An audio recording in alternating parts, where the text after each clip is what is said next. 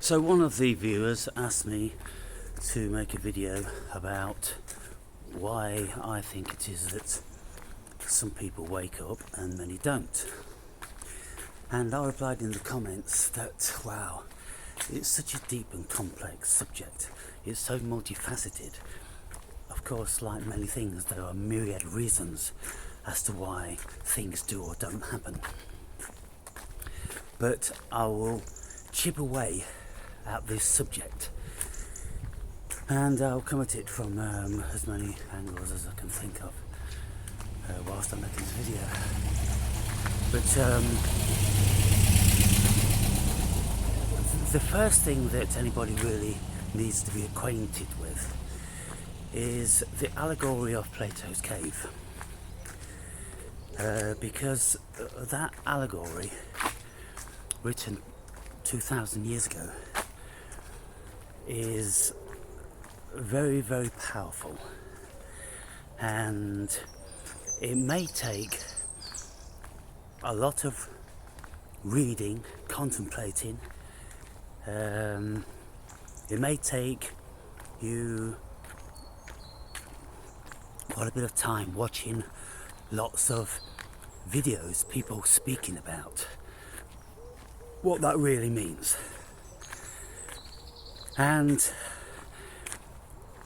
you will never really know what that means until you've experienced it. And so, in my book, in the early stages of my awakening, I write about when I came upon the allegory of Plato's cave in Plato's Republic, when he was writing about his ideology of what a country should be and how the people should be governed and by whom and all this sort of thing. And whilst I was in the midst of my awakening, shell-shocked people, which is, it's a massive story, and if you want to learn about it, read the book. And if you've got any questions which you'd want to pose to me, read the book. The book's 250,000 words. It's got a lot of stuff in there, and it explains a lot of stuff in a lot of detail. But when I came upon that allegory, I was like, yes, that's exactly what's happened to me. That's exactly what I'm experiencing now. Metaphorically, of course. I wasn't in the cave. It's a metaphor. And it was incredibly powerful, like many myriad of things have been on my spiritual journey. We encounter things which just strike so many chords with us, and we just know in an instant that yes, that is it. That's the next rung on the ladder. That's something that's a great treasure in life. And this whole spiritual awakening thing is about that, people. It's about being awoken to what you are. Spirit, eternal spirit, and this human existence is just an excursion, a fiction.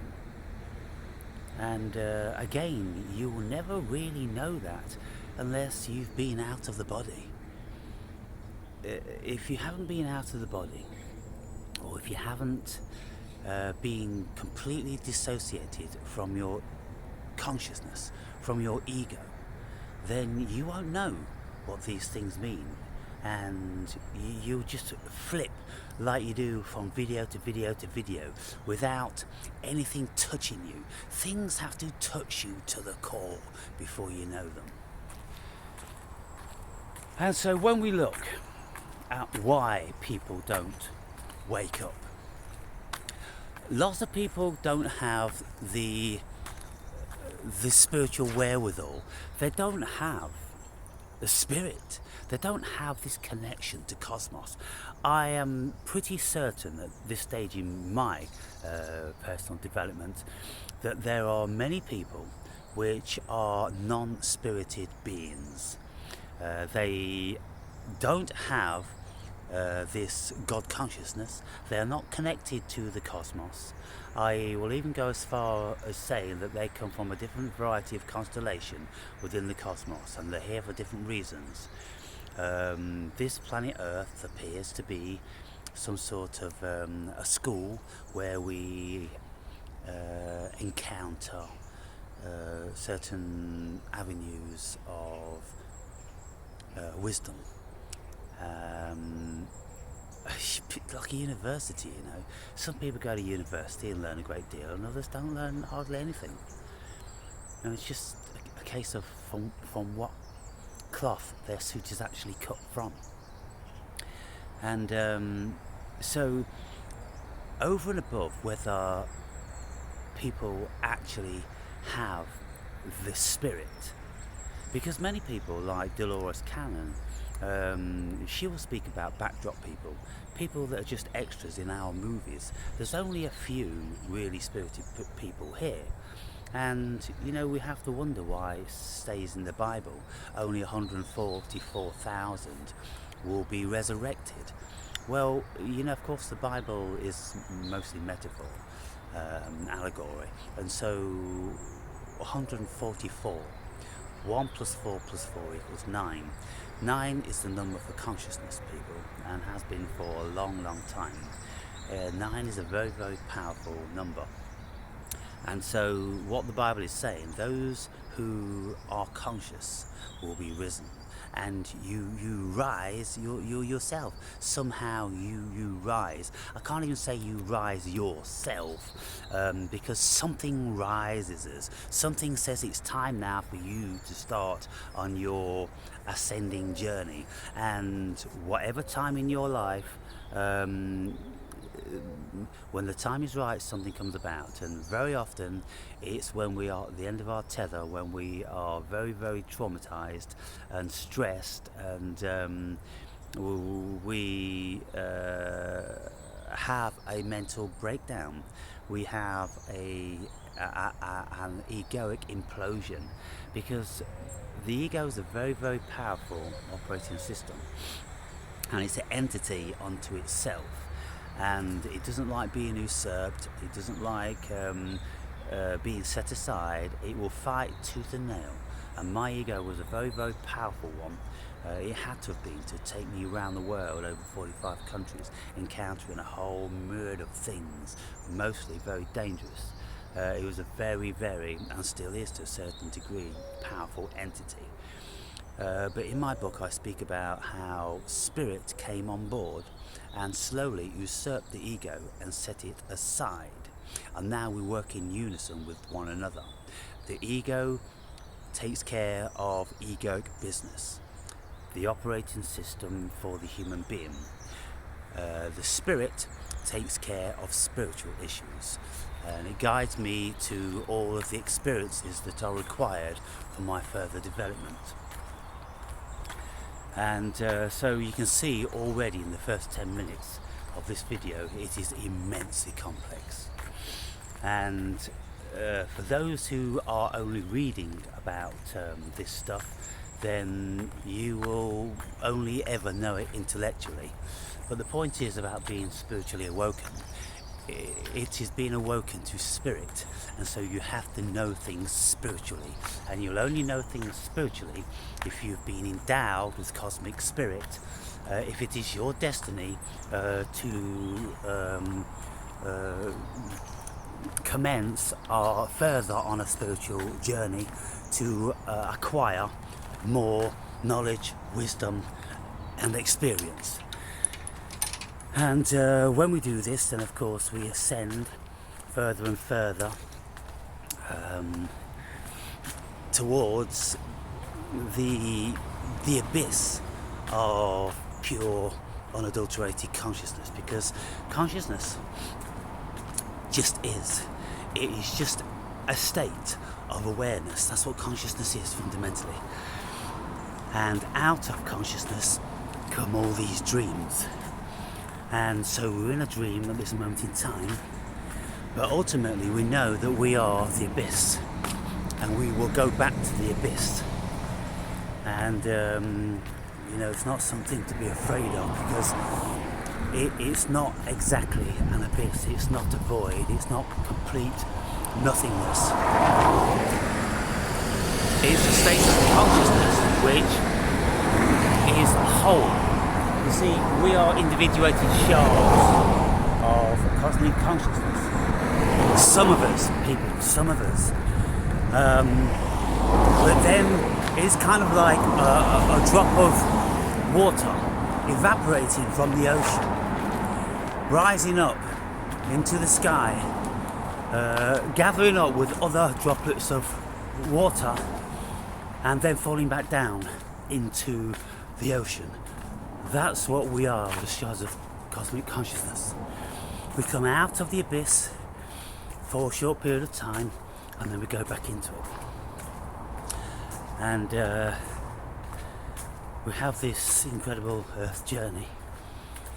And of course, the journey can be incredible, or it can be very boring, painful, laborious, and many people don't enjoy it at all and want to exit this earth ride, and they do.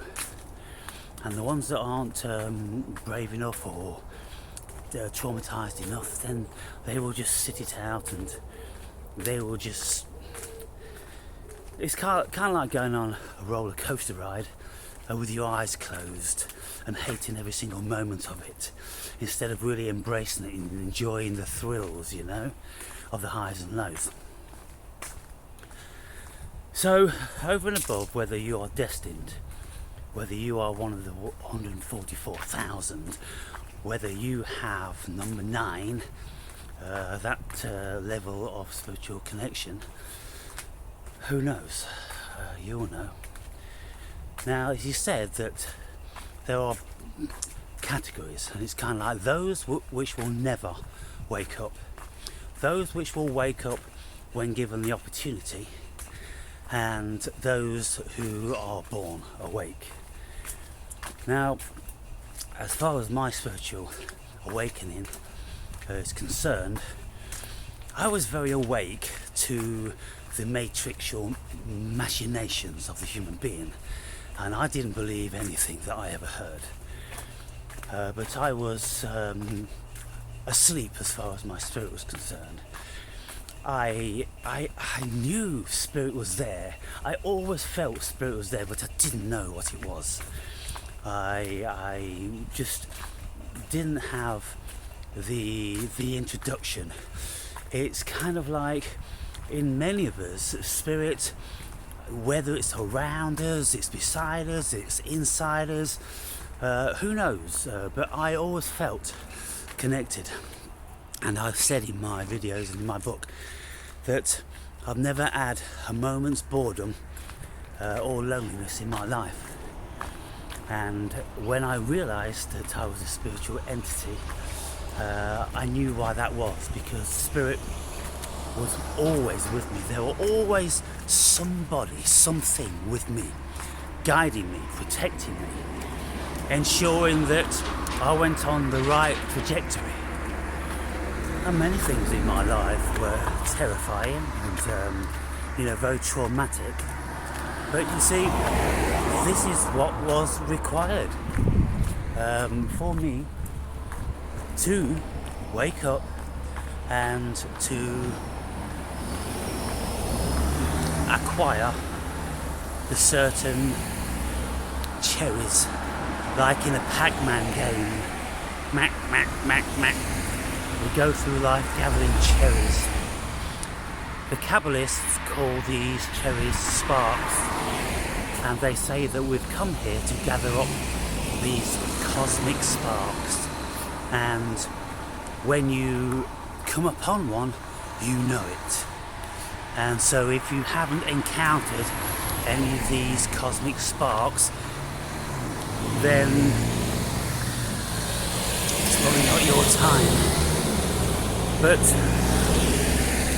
when we do encounter things which are so spiritually nourishing for us, we have a great level of awareness that that is a cosmic spark. And we feel content, we're satiated and nurtured by it. And then we just continue along the path. Not desirous for another one, not looking for another one, because it doesn't work like that, but just being ready, just trying to be spiritually ready for the next one. And so when we look now what's going on in the world, and we can see how there's certain powers here, certain energies, and when you go to the root of these energies, people, it's vastly over and above spiritual, it's vastly over and above human energy. It is a spiritual energy, and it isn't necessarily good. Now, the cosmos works in wonderful ways, and what I will say is that the cosmos delivers us into trauma, and the trauma serves a great awakening, and we derive deep wisdom from trauma. And so we can see then that the trauma must be benevolent. The trauma must derive from benevolence if out of it comes wisdom and great knowledge, satiation and knowing. So the way I look at the masters of the earth, whatever energy it is that's manipulating the people all the time into wars and all different sorts of other varieties of trauma, it could be because they are highly intent on waking people up. And if that's the case, then all of these acts of terrorism and war and coercion and mental manipulation, all these sort of things, therefore our own spiritual growth, right? Lots of people wouldn't want to look at it like this because they don't have the depth of knowledge in relation to what really is going on here in the spiritual dimension. And so this is why I'm often saying to you people that I'm with them. I'm not with the sleeping. I can't do anything with the sleeping. It's not even my intention to do anything with the sleeping. I don't think that I came here to have that as an objective. I came here to speak to those who are already awoken to some degree. Or at least the ones that are in the middle, the ones that have the potential to be awoken. Because speaking to the dead isn't going to get anybody anywhere. And these people, they're just backdrop people. They'll be burger flippers and chicken packers all their lives. Like the people that live around me, there is nothing within their breasts. There's no soul, there's no spirit. There's just a program, just an automated program. They know nothing, they inquire into nothing, they never ever have inquired into anything. And when you pose a little bit of a question in that direction, they haven't got the program to receive that. They just don't respond. They don't know how to respond. They don't even compute what you're saying. It's amazing when you look at them, they're just dead. You just stop them dead. For instance, if you just say to them, so what do you guys think's going to happen then when you guys die? There'll be nothing. It's like they've never ever thought about it, and they don't. And it's kind of like, wow, isn't that bizarre? It's bizarre beyond measure. Whereas the awoken ones, the spiritual ones, of course, will contemplate these things on a daily basis, on an hourly basis. We're always looking out, we're watching near-death experiences, spiritual experiences, out-of-body experiences, entheogenic experiences. We're all in for it, aren't we? We're entirely acquainted with all that, knowing that we're not just this human flesh. We are spiritual entities having an earth social, gathering up Kabbalistic sparks. And so, you guys watching this video, you know, it's time for you to do self-assessment. And you ask yourselves, well, you've been watching my videos, some of you, for a long, long time. And you see what I'm speaking about, and you hear the stories I tell and the experiences that I've had. And some of you have read my book. And I don't know, I've never heard from you guys like this. I find it absolutely bewildering. I can only assume that you are all, you know, non-spirited beings. You know, when am I going to receive a request from one of you guys that says to me, Aaron, I've just got to come and speak to you about, you know, what you've said in your book or what you've said in your videos. I feel this and I feel that, and I've experienced this and I've experienced that, and just like what you said, yeah, I've experienced this, only slightly different. Nobody has ever come to me with those sort of things. And so I asked the question, why is that? What on earth is going on? And then even with, you know, a few people that are speaking to me about my book, it's very difficult for me to feel the depth of where you are, because it seems like you're still on one of the very low rungs of the ladder. You know, you can gather certain information, have certain experiences, and feel certain things, but that's as far as it goes. It doesn't go deeper. You don't gather up all the varying facets of the jigsaw puzzle. Maybe it's because you're too young, you're too inexperienced, or, you know, because I'm probably twice the age of lots of you. And so maybe that's what it's all about. Maybe you're just on your journey, and that's why you're watching me, because you know, Spirit has told you that you would be wise to listen to what I have been saying, because I am kind of like a mirror reflection of what your future holds. You know, when you have the varieties of experiences I've been speaking about. And so, you know, there's another facet of whether our program is too deep. Many people's programming is too deep for it to be penetrated. People are in such a state of denial. Lots of people, you see, we know that most people don't like change. They cling on to the same old vehemently forever. And when we look back through history, with the advent of people trying to take flight, and people, you know, creating trains and, you know, combustion engines, and how people were terrified and, you know, just didn't want it to last and hated, you know, these iron horses, they called them, and these combustion engines, and they thought they were so dangerous and terrifying that, you know, they could only go about 10 miles an hour, and people had to walk in front of them with a red flag warning everybody about this monster which was lurching upon them.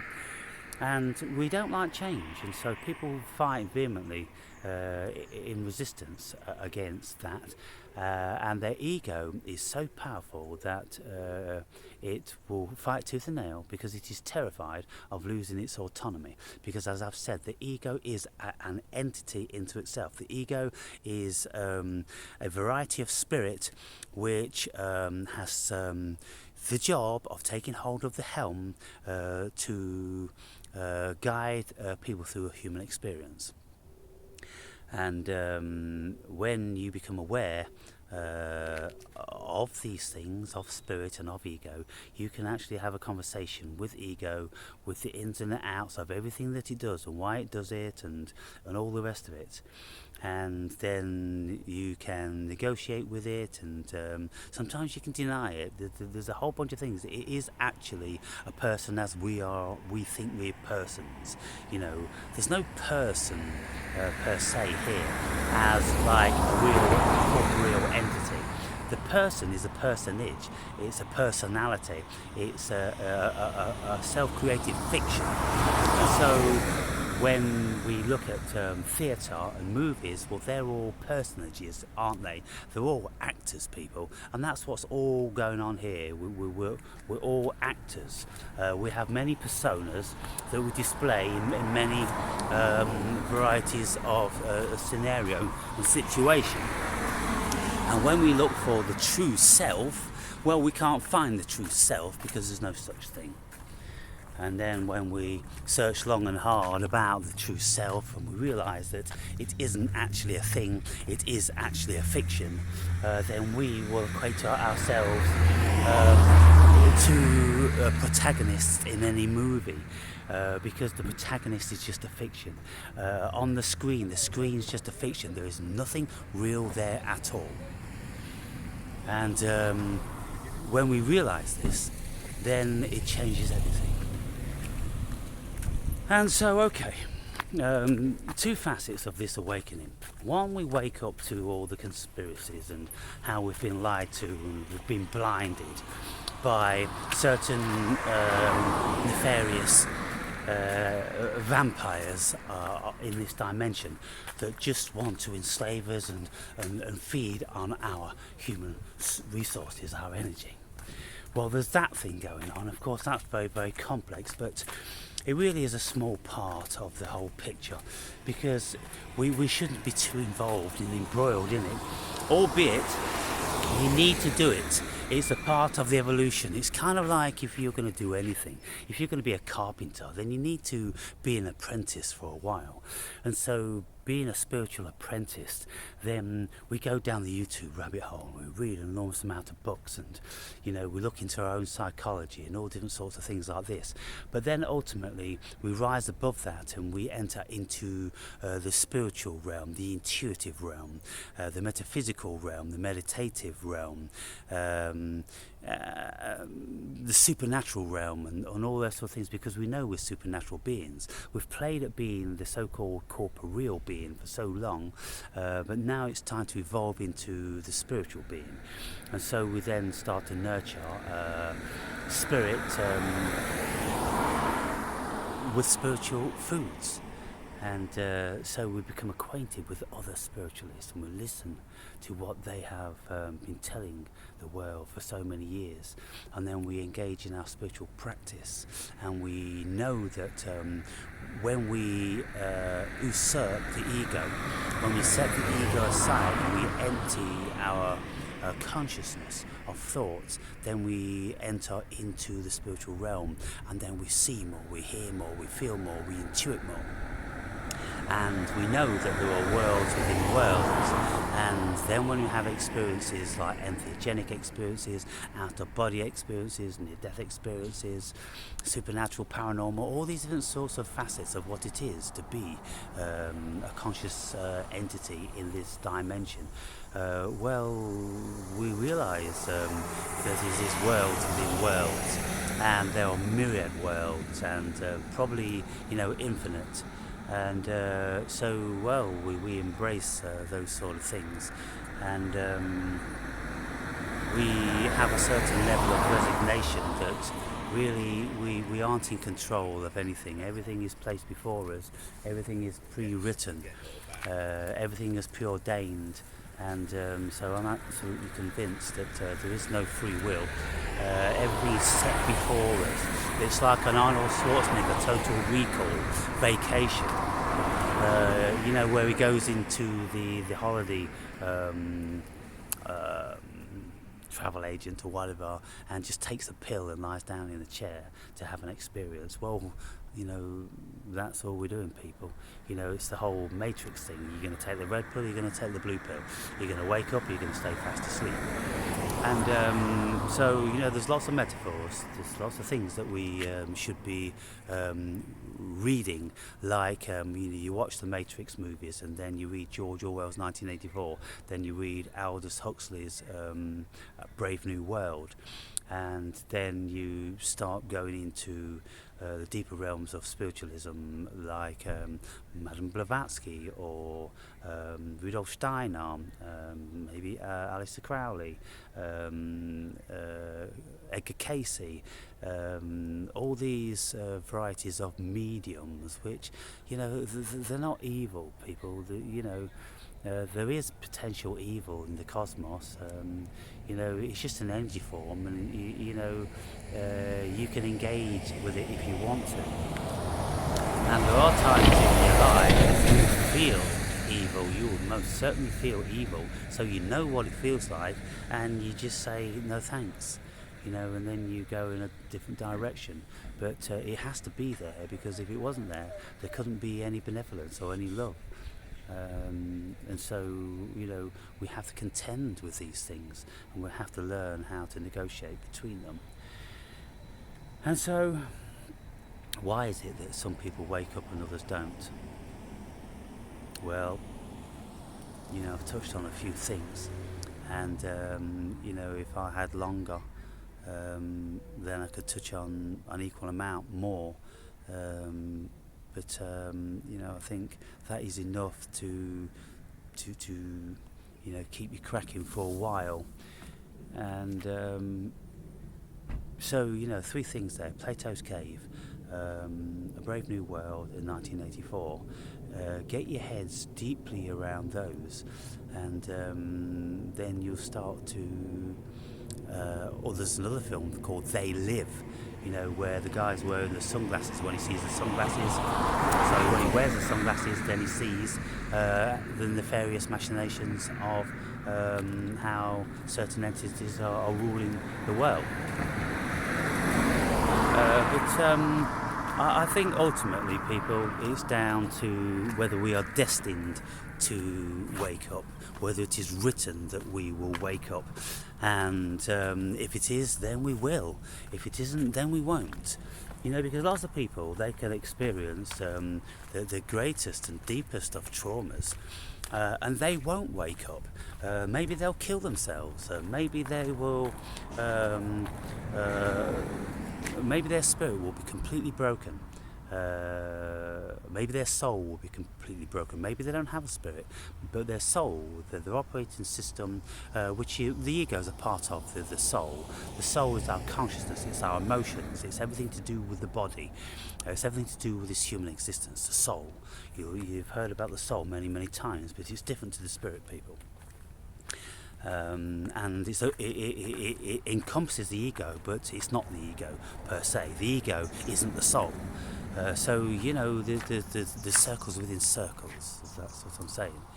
And if people are destined to wake up and be something and have a certain experience in this world, then they are.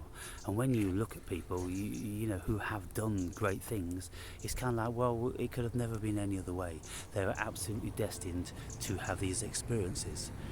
And a classic example is someone like Jim Carrey, who as a child he was destined to be the funny guy, until ultimately he had an egoic mental implosion, and now he doesn't want to be the funny guy anymore. The funny guy's over. He realised that it's just a game that he's been playing, and so I think without a shadow of a doubt he's entered into the entheogenic realm, and he's took some of these substances, and it's reconfigured his brain and changed his world, and now he speaks in a very, very different way. He's a completely different person. He's a metaphysical person now, and so it was absolutely destined for him to have that journey, to be able to then convey to other people and impress upon other people certain things, certain facets of what it is to be a human being and a spiritual person and all the rest of it. And we look at him and we listen to his motivational speeches, and we see where he is now, and some people have incredible journeys, and my journey has been amazing in its own right, and I am where I am because it was always preordained. And you know, it's difficult to really. It's all difficult, people. It's all, you know, because it's a knowing. It's a certain knowing. You have to enter into a certain realm where you know. You have to be within a certain concentric circle. If you throw a pebble in a pond, you get these circles going out and out and out and out and out. Well, they're all different grades, metaphorically speaking, of consciousness. And the one in the middle, the circle in the middle, which is pushing all the rest of them out, you know, is vastly different to the circle on the outer parameter. Now, it could be the one on the outer parameter is the more expansive, or it could be the one in the center is more expansive, because ultimately that one will be the last one that goes out and overrides and supersedes all the rest of them. So, who knows, people? It's all metaphor. It's all, you know, beyond human cognition, to be fair. And so, anyway, I hope you got something from that.